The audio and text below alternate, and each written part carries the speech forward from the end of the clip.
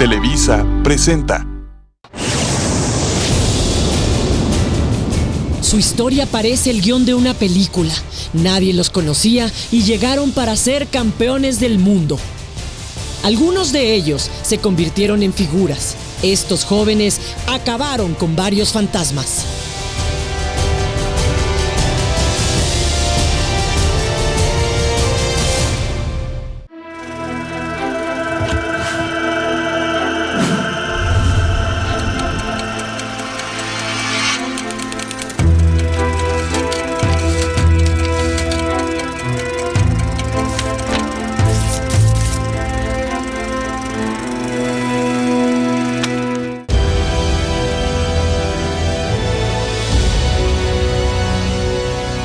Para algunos países, el fútbol es una especie de religión que tiene sus propios templos,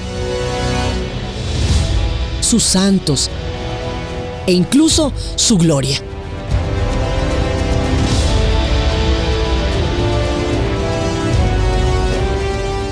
Hay otras naciones que viven con la misma pasión el fútbol, pero que carecen de títulos históricos. Esto los obliga a ver con cierta envidia la confianza que parecen heredar los jóvenes futbolistas de países que han ganado trofeos internacionales. México había sido uno de estos países condenado a vivir alejado de la gloria futbolística. Parecía que por más esfuerzos que se hicieran, estábamos destinados a no conocer el triunfo internacional. Los niños mexicanos soñaban con emular a equipos extranjeros y para nuestras promesas futbolísticas había un rol establecido. Debutar y volverse titulares en sus equipos era un logro. Convertirse en estrellas locales, un sueño. Destacar en el plano internacional, casi una broma. Equipos, jugadores y aficionados, todos sabíamos que nuestro fútbol tenía una especie de maldición. Los fracasos habían curtido cualquier asomo de esperanza. Nos habíamos acostumbrado a las sombras de la derrota. Unas veces el árbitro. Otras los cambios. La suerte, el colmillo de nuestros rivales. Dentro del área. El disparo. ¡Gol! Los malditos penales. Dispara. ¡Poste! No falló. Lo cierto es que era más grande la certeza de perder que la ilusión de ganar. Pero lo mete bien. Pocos hubieran sido capaces de predecir que el cambio se estaba gestando y que se manifestaría plenamente en el 2005.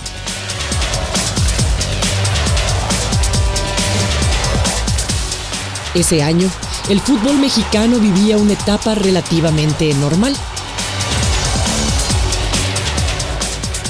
El América ganaba el torneo Clausura venciendo a Tecos con global de 7-4. Y su símbolo, Cuauhtémoc Blanco, ganaba su primer título de liga.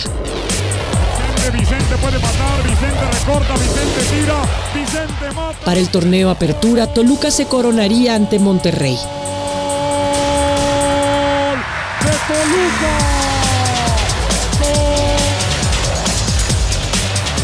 Jared Borghetti se convertiría en el máximo anotador del Tri, al marcar su gol 36 en el partido México-Costa Rica. ¡De México! Culiacancito prepara, punta fuego. Y México clasifica al Mundial de Alemania luego de vencer 5-0 a Panamá. ¡De México! ¡Jared!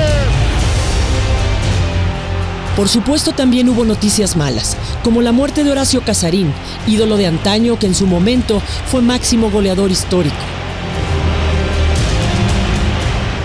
Y también terribles, como la multa de 750,000 francos suizos que nos impuso la FIFA por el dopaje de Salvador Carmona y Aarón Galindo. O el nefasto secuestro de Rubén Omar Romano. Pero un grupo de adolescentes, algunos todavía con caras de niños, asistirían a un Mundial Sub-17 y literalmente acabarían a patadas con la sombra de los fracasos. Ellos se encargarían de borrar antecedentes, de darle la vuelta a una página triste de nuestra historia deportiva.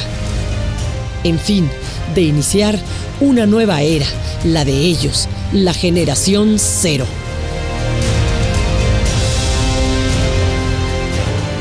¿Cómo lo hicieron? ¿Qué fue lo distinto? ¿De dónde llegaron? ¿Qué hacen hoy? Quédate con nosotros para recorrer los éxitos, pero también los momentos difíciles de una generación de futbolistas mexicanos que nos hizo y nos hace soñar.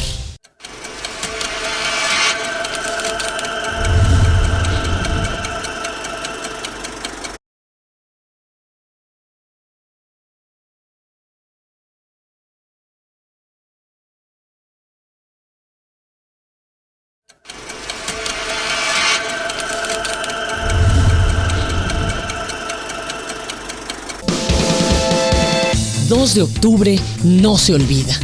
Sí, el 2 de octubre se convertía otra vez en una fecha emblemática para los mexicanos. Nuevamente, sería un grupo de jóvenes quienes sacudirían la conciencia del país.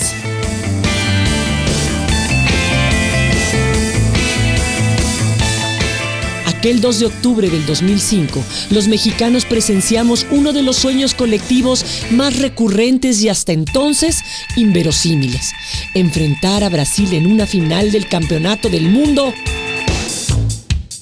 y ganar. Porque Brasil llegaba como amplio favorito después de 4 campeonatos sub-17 y además era el sueño de un equipo poderoso con un fútbol artístico. Ganar un campeonato mundial era definitivamente acabar con una historia de frustraciones. Un sueño que teníamos desde el principio, no solo mío, de todo el equipo, de todo el cuerpo técnico, salir a la final con Brasil, que nosotros queríamos que fuera con Brasil. Todos se imaginaban ya el mundial, jugando la final y cargando la copa. Todos diciendo que se imaginaban jugando la final contra Brasil. Haberlo predicho antes del mundial parecía un chiste cruel.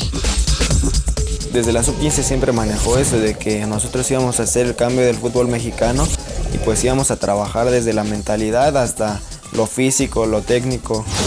Es un campeonato del mundo, yo lo valoro muchísimo, obviamente por lo que significa, pero más por el trabajo que se desarrolló, porque esto fue un base de trabajo.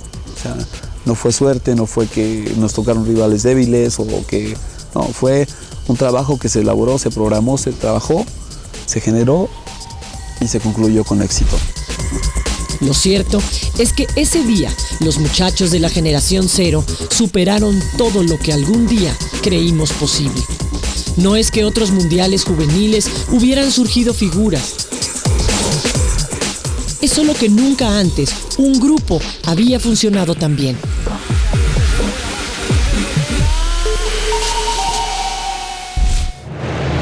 Para entender el contexto en que esto surgió, tenemos que ir a 1988, año a partir del cual muchos de ellos nacieron. México apenas se levantaba de las secuelas de un terremoto devastador en su capital. Las crisis habían mermado el poder adquisitivo de la población y el proceso electoral se llevó a cabo con muchas dudas sobre su legitimidad. Es con todos ellos. En ese momento había pocas distracciones que auténticamente hicieran olvidar los momentos duros. El fútbol era una de ellas. Tristemente, ese año se destapó uno de los episodios más vergonzosos del fútbol mexicano: los cachirules. Las trampas impidieron a México asistir a un torneo juvenil y posteriormente al Mundial de 1990, justo cuando Hugo Sánchez se encontraba en su esplendor y había una importante generación de futbolistas. Tiene todo el terreno, falta. Como país, pero también como simples aficionados al fútbol, habíamos tocado fondo. Las cosas no podían ser peores. Solo quedaba un arduo camino cuesta arriba. Y precisamente en ese entorno nacería una generación de niños que 17 años después le darían a México su primer campeonato mundial de fútbol. ¿Destino? En el 2005, un entrenador con dotes de psicólogo reunía a estos jóvenes y los convencería de que solo había una meta: ganar. Su nombre, Jesús Ramírez.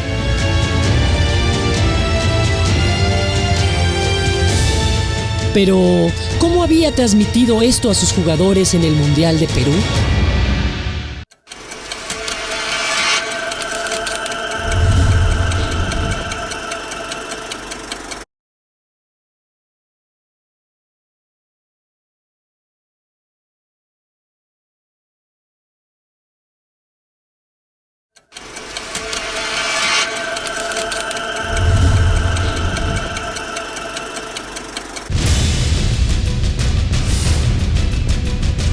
Después de momentos difíciles en el fútbol mexicano y para sorpresa de propios y extraños, una selección sub-17 alcanzó el campeonato mundial de la categoría. La estrategia del triunfo es obra de Jesús Ramírez, un hombre que llegó con nuevas ideas. La sombra de los fracasos anteriores, paradójicamente, fue de gran utilidad, pues le permitió al técnico trabajar desde un saludable anonimato. Ramírez dijo en su momento que para él era más importante que los jugadores quisieran ser campeones y no solo que supieran jugar. Todos lo tacharon de idealista. O sea, siempre pensé en ganar, o sea, que podíamos ganar. Yo veía a los muchachos muy bien, en lo anímico, en lo futbolístico, en la armonía que había en el grupo. Realmente nunca me detuve a pensar si perdíamos qué pasaba, o sea, no. El hoy técnico campeón se dio a la tarea de buscar a jóvenes que provinieran de familias funcionales. Porque yo ya había elegido buenos jugadores. Posteriormente los empecé a conocer, qué pensaban, qué deseaban, qué anhelaban. Entonces ya el compromiso ya no era con el jugador, sino con la persona. La persona te brindaba más cosas que el jugador. Esto lo orilló a dejar fuera excelentes jugadores. Su intención era quedarse solo con aquellos que tuvieran la educación y la disciplina como un hábito familiar. Porque hubo jugadores con un gran nivel técnico y que jugaban muy bien, pero que no llegaron. Y realmente no llegaron porque no quisieron llegar. Chucho, nosotros nos sentíamos muy bien con él, no solo como entrenador, sino yo creo que era nuestro amigo. Y eso era muy importante para poder entender bien qué es lo que él quería que hiciéramos dentro del terreno. Con estas bases, el equipo empezó a demostrar su funcionamiento. Y cuando llegaron al Mundial en Perú, todo comenzó a ocurrir. En la fase de grupo, se califican venciendo a Uruguay 2-0.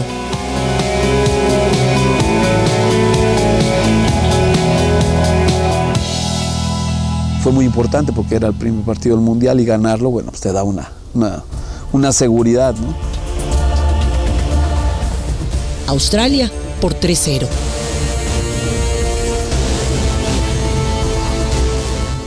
Y pierden ante Turquía 2-1. Hasta aquí todo parecía normal. Yo creo que sirvió mucho esa derrota porque nosotros comentábamos que era mejor que de una vez pasara que después, que ya no tiene forma de seguir en el campeonato si pierdes. En cuartos de final enfrentan al rival del área. Batallan para imponerse a Costa Rica terminando el partido 1-1 y teniendo que ir a tiempos extra. La sombra del pasado, de los odiosos y temidos penales amenazaba, pero logran imponerse con goles. Una noche antes vimos una película, que la película era similar a lo que pasó, que un equipo tenía esa confianza, pero era la final. Y pues en esa película iban perdiendo igual, pero en los últimos momentos mete el empate y al final saca el partido. Se da ese partido de película, ¿no? Pareciera. Y ahí, bueno, se rompe un esquema mental en cuanto él no se puede, y siempre nos quedamos en cuartos de final y bueno, pues afortunadamente avanzamos y bueno, platicando con los muchachos le digo, saben que ya no más de película, ¿no? Hay que hacerlo que sea fácil. Semifinal ante Holanda, a la que solo Brasil había podido vencer en el torneo. Mucha gente te habla y te dice, oye, qué padre que pasaron a semifinales, ya están en semifinales, algo que nunca han hecho, es más, aunque pierdan. Y yo decía, ¿cómo, no? O sea, hasta permiso teníamos de perder, según otras personas, ¿no? Decía, no, pues no, vamos a ganar, si venimos a ser campeones del mundo. Pues en ese partido yo creo que, no sé, yo creo que fue uno de los mejores porque sabíamos que Holanda, o sea, venía muy bien, había jugado muy bien en su grupo. Nos esperábamos a Holanda, un equipo de presencia, un equipo fuerte, porque es un equipo europeo y bueno. Y ya dentro de la cancha, pues yo siento que eso pues quedó atrás, porque el físico que tuvimos, la mentalidad y todo eso, pues siento que nos ayudó mucho para enfrentar a Holanda y a cualquier equipo.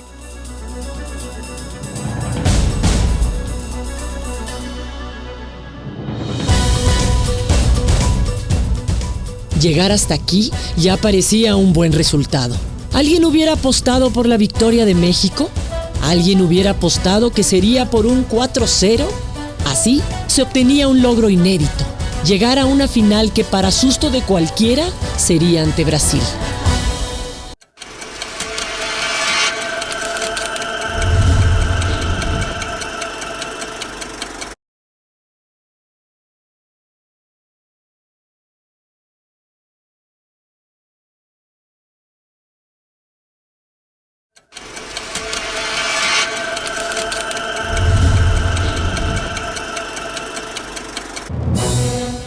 No, la verdad fue un momento inolvidable en mi vida. Ganar el Campeonato Mundial Sub-17 fue una inmejorable vitrina para los jugadores. Esto abrió una posibilidad sin precedentes en el fútbol mexicano: exportar jóvenes promesas.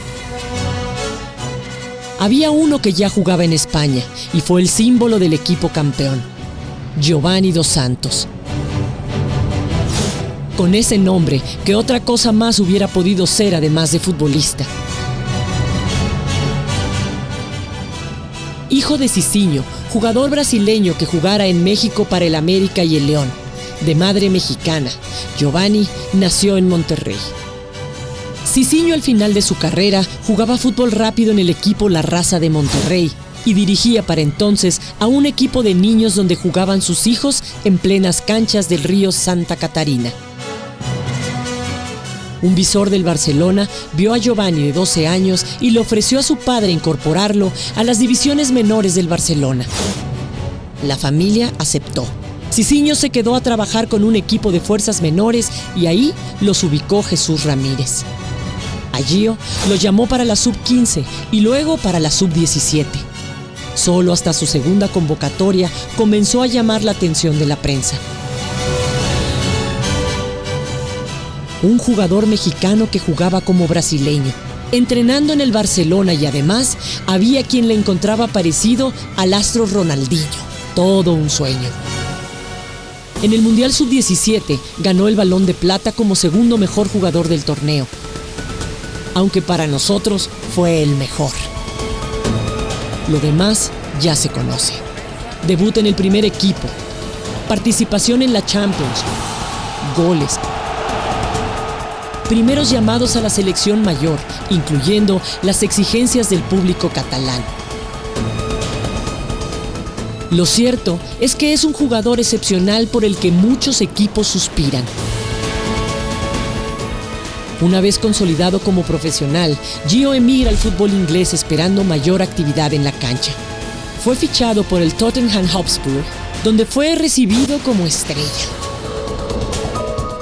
Desgraciadamente, el inicio en el fútbol británico no fue lo que Dos Santos esperó. A causa de lesiones e irregularidades, Giovanni se ve obligado a jugar en la segunda división inglesa.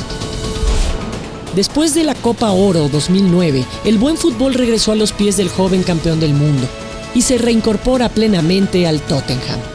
Pero un viejo conocido lo pretendía para su equipo: Frank Rijkaard, el técnico con quien Gio debutara en el Barcelona de España. Quería hacerse de sus servicios para el Galatasaray de Turquía.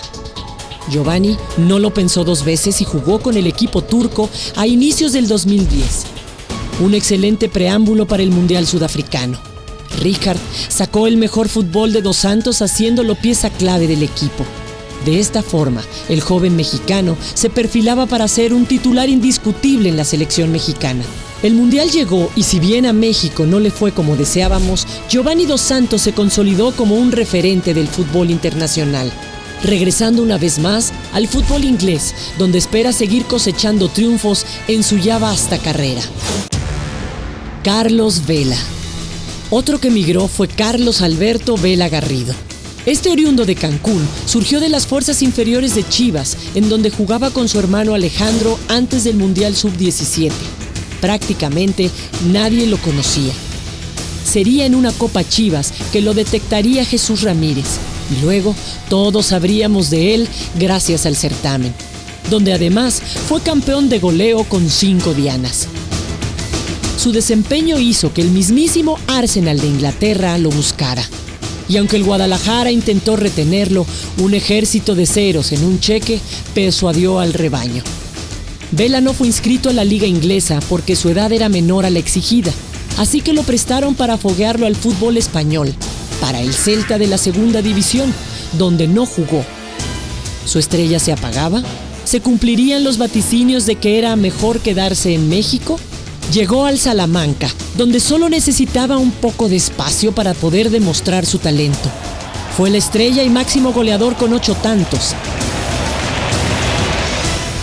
De ahí, saltó al Osasuna de Primera División, donde brilló jugando como titular. En el 2008, sale del Osasuna por la puerta grande para ahora sí, ya jugar con el Arsenal de la Premier League. Con los Gunners, Vela ha ido en franco ascenso en su carrera futbolística, tanto que antes del Mundial de Sudáfrica, varios clubes importantes se querían hacer de sus servicios. En la justa mundialista, si bien se esperaba más del delantero mexicano, Vela dio un torneo aceptable, por lo que el Arsenal sigue confiando en él y se espera que se convierta en pieza clave del club inglés.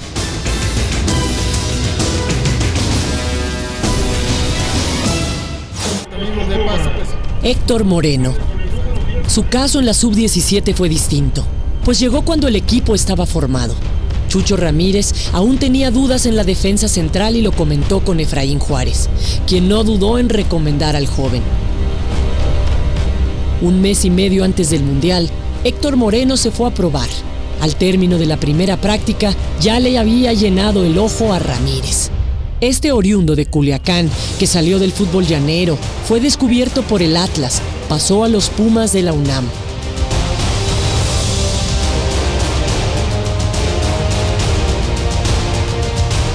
Se hizo campeón del mundo, se consolidó en Primera División y llegó para el 2008 al conjunto holandés AZ Alkmaar. En Holanda, Héctor se ha convertido en un verdadero grande de la defensa central, lo que lo catapultó a la selección mayor de México. Fue uno de los 23 convocados por Aguirre, y aunque lo vimos poco tiempo en la cancha, el talento de este joven defensa ha quedado demostrado. Y estamos seguros que con el AZ Alkmaar seguirá conquistando títulos en el reino de los Países Bajos. Por ejemplo, Giovanni, Vela, son chavos que tienen, ya una presencia en Europa. Héctor Moreno está en Europa. Yo creo que es gente que ha roto con muchos mitos, paradigmas, porque pues tan jóvenes y que ya están triunfando fuera. Efraín Juárez. El caso de Efra es muy curioso, ya que fue uno de los últimos campeones sub-17 en debutar en Primera División, debido a su intento por colocarse dentro de la Liga Española. Finalmente, en México, decide firmar con el club que lo formó como jugador, los Pumas de la UNAM. Sudáfrica ya es parte de su historia. Efraín demostró su calidad en la justa mundialista.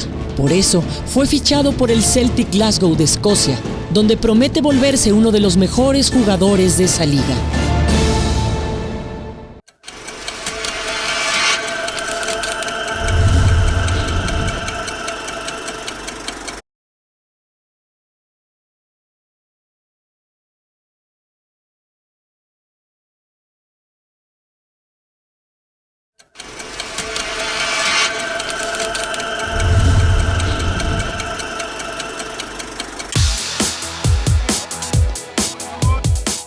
Aparte de los jugadores que emigraron después del Mundial Sub-17, a A otros, este campeonato les sirvió para catapultarse en sus equipos de la Liga Mexicana.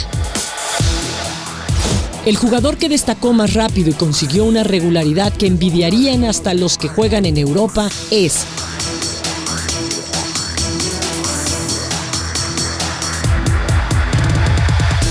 Patricio "El Pato" Araujo. Este joven llegó a Chivas en el 2003 con fama de líder nato, pues siempre ha sido capitán en sus equipos, desde la primaria hasta la selección.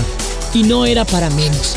El Pato es un estudiante de excelencia, con calificaciones notables. Araujo recibió su oportunidad en Primera División el 30 de octubre del 2005, y desde entonces la regularidad es su signo. Es parte de esa joven camada de jugadores del Guadalajara que quiere hacer historia. Con Chivas ha estado en los primeros lugares del torneo local y ha disputado también justas internacionales.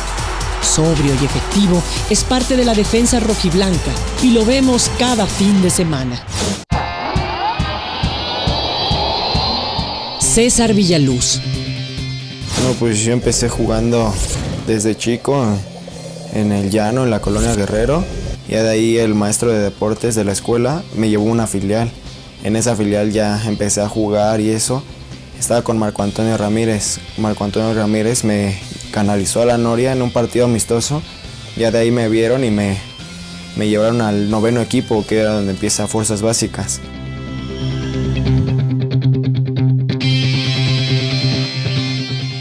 Después de quedar campeón en 2005, siendo de lo más destacado a la ofensiva, marcando 3 goles, dando pases y encarando, se esperaba su incorporación a las filas del primer equipo del Cruz Azul. Sin embargo, tuvo que esperar, pues el técnico Mizrahi no lo consideraba. Parecía un caso más de un joven al que se le cierra la puerta. Pero su equipo lo necesitaba. Con la llegada de un nuevo técnico, los minutos empezaron a llegar. A pesar de estar rodeado de nombres extranjeros, alejó al fantasma de la soberbia e impaciencia. Supo esperar y su calidad prevaleció, mostrando además algo que enamora a la tribuna y que su equipo necesita desesperadamente: corazón. Villaluz es el típico jugador de barrio, encarador, impredecible y entrón.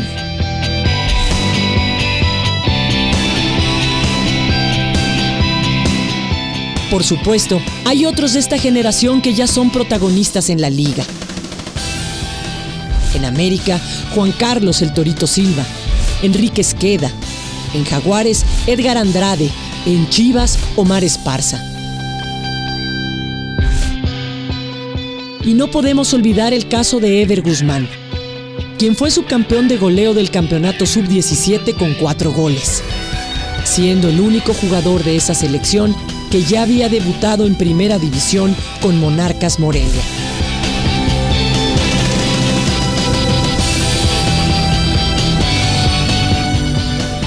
Inexplicablemente, en 2009, Ever salió del equipo michoacano para jugar en la división de ascenso. Sabemos de su capacidad y seguro volverá de nuevo al máximo circuito. Así, con varios futbolistas consolidados y con otros que comenzaban a destacar, se acercaba la eliminatoria para la sub-20. Las expectativas eran enormes. Chucho Ramírez aprovechó para incorporar nuevos elementos, entre ellos algunos rostros hoy bien conocidos: Julio César Domínguez de Cruz Azul, Pablo Barrera de Pumas, Cristian Bermúdez del Atlante, Javier Hernández de Chivas. Como nunca, los ojos de la afición estaban puestos en un Mundial Sub-20 y el equipo cumplió. En la primera ronda derrotó a Gambia, Portugal y Nueva Zelanda.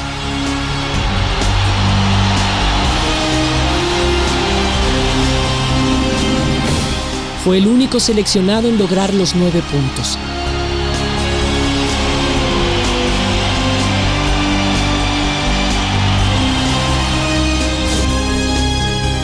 La generación cero nuevamente prometía, y la prensa del mundo estaba atenta a su funcionamiento.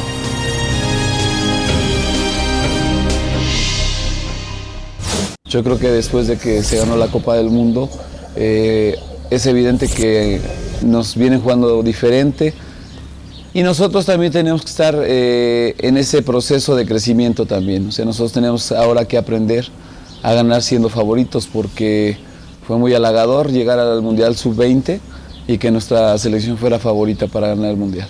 Viene Esparza, otra vez Barrera, espera Giovanni, aquí está. En los octavos de final, el equipo superó al representativo de Congo. ¡Esparza! Llegaron a los cuartos de final y se apareció un rival con una significación histórica mayor: Argentina.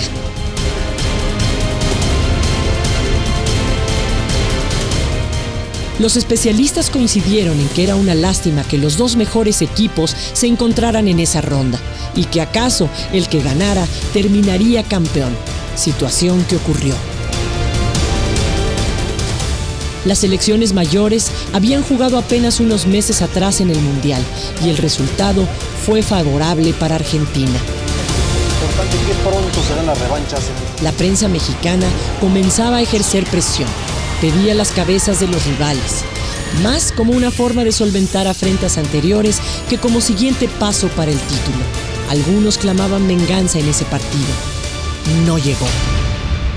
Los pamperos eran los campeones defensores de la categoría y sin duda los mejores desde el punto de vista histórico. 5 títulos en mundiales sub-20 eran sus cartas de presentación. Por primera vez en mucho tiempo se vio un equipo con poca cohesión debido al estrés. El peso de ser la generación cero se dejó sentir. Todas las miradas estaban en ese partido, pero del otro lado las cosas no eran mejores. Los argentinos lucían tan preocupados como los mexicanos. Fue un partido sordo, con pocas pero magistrales pinceladas futbolísticas. Era el típico juego de un gol.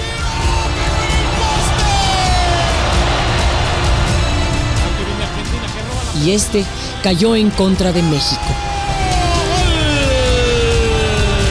¡Gol de Argentina!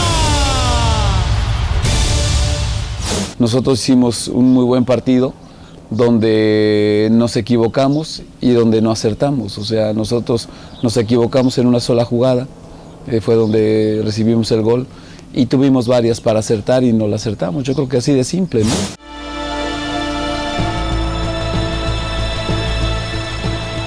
Dolió, tanto a la afición como a los jugadores.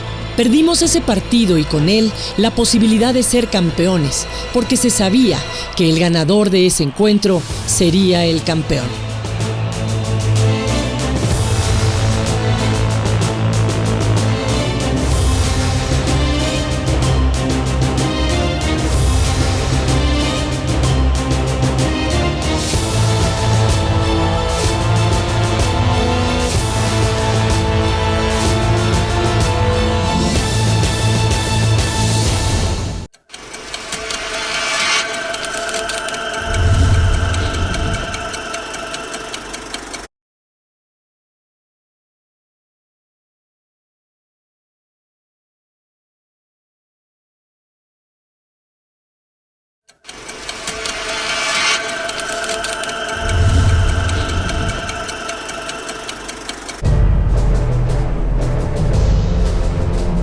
Un campeonato mundial sub-17 ganado. Varios jugadores sorprendentemente maduros para su corta edad. Una marca perfecta hasta ese momento en el mundial sub-20. Sí, los muchachos de la generación cero nos seguían haciendo soñar a pesar de Argentina. Porque estos jóvenes acabaron con varios fantasmas y cuando lo hicieron, México quiso pensar que fuera para siempre.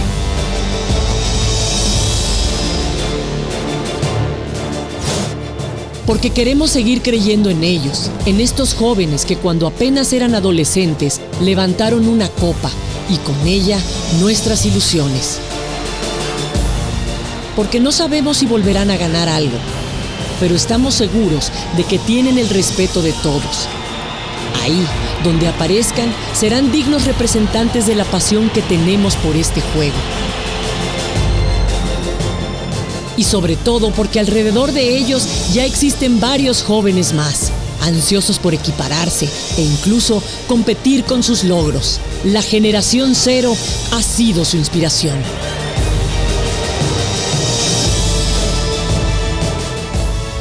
Recordemos el momento en que unos adolescentes se portaron como hombres. Ese 2005 cuando llegaron a la final, guiados por Jesús Ramírez, que también tiene su mérito. Los muchachos anhelaban esa final. Antes de irnos, ellos decían, no, pues vamos a jugar así, así, así, y vamos a jugar la final con Brasil. La final que ellos anhelaban se dio, y bueno, simplemente salieron a ejercer su potencial en lo físico, en lo mental, en todos aspectos, porque el equipo creció, y simplemente fue por lo que le correspondía, ¿no? El día del partido por el campeonato, Chucho recibió una llamada de Hugo Sánchez. Justo cuando les daba la charla motivacional a sus pupilos, puso el altavoz y Hugo los exhortó a dar todo por México. Esta llamada puso a los seleccionados en los cuernos de la luna y los históricos 3 goles demuestran el estado de ánimo que los acompañó en la cancha. En el primero, Giovanni toma el esférico cerca del área por la banda derecha. Que Giovanni es muy bueno para cubrir la pelota, entonces desborda por el lado derecho, aún siendo zurdo, él saca un centro muy bueno a favor de nuestro delantero y bueno, Vela una gran decisión de ir a buscar ese balón. Carlos Vela se lanza de palomita e inaugura la nueva era del fútbol mexicano. El segundo gol es un prodigio. César Villaluz envía pase filtrado a Esparza. Y ese segundo gol te muestra la decisión, o sea, no había dudas, o sea, llegó la pelota a Yomar como venía, la golpeó, no había eso de que bueno, la paro, a ver qué hago, no, se llegó y golpeó con la decisión de meterla. Entonces bueno, pues ya un 2-0 te daba una tranquilidad, no te daba el partido, obviamente, pero sí ya te generaba una tranquilidad y saber que nuestro equipo era sólido. El último es de esos goles que únicamente meten quienes están obsesionados con la portería rival.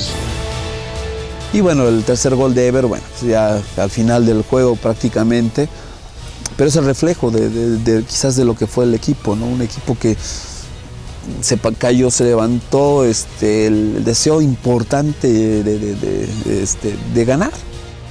Y gracias a Dios me toca meter otra vez gol y pues, campeón del mundo. ¿Qué te puedo decir?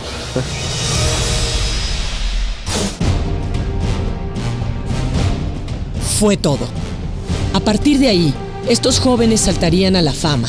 Algunos de ellos se convirtieron en figuras. Otros eclipsaron y los demás siguen esperando su momento. Lo cierto es que no son ni serán los mismos desde entonces.